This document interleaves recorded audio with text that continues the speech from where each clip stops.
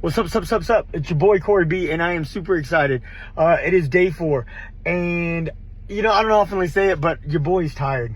It's been a long weekend, a long week. So much has been going on, keeping up with the goats, preparing for church. I mean, just getting ready for the boys to go back to school. I mean, there's just been so much happening. Now I get, wow.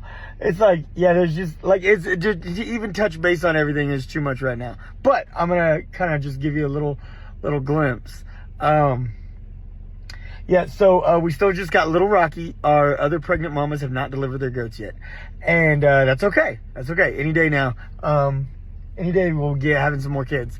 Okay, but Rocky's doing great, Mama's doing great, and the other goats are doing great. And the weather here is in the 40s and 50s, which is nice. We'll just take it while we get it, I got to preach a really great sermon this morning. Well, the sermon meant a lot to me. I got it was well received by the youth. I got to hear some feedback, and they said they enjoyed it, which that ultimately means a lot. But I just want to share a little bit about that with you, because that it's a powerful message.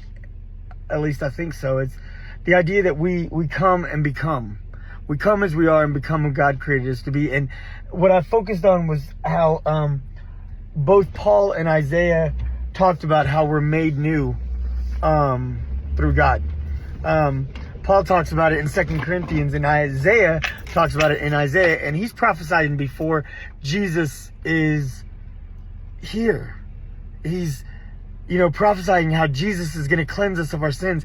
And see, I always got excited over New Year. My mom always made New Year's a big deal, and it was something that we always just, we got really excited to celebrate, but psychologically, mentally, emotionally, it was like this reset kind of, it was like this opportunity to kind of reflect over the year and say, hey, this is what we did great. This is where we won. These are the things we could celebrate. They were awesome. Then we could look over the things that we fell short. Hey, this was a failure. This didn't hit. This we need to improve on. And then we could kind of make these goals and set this game plan and look towards the future, right?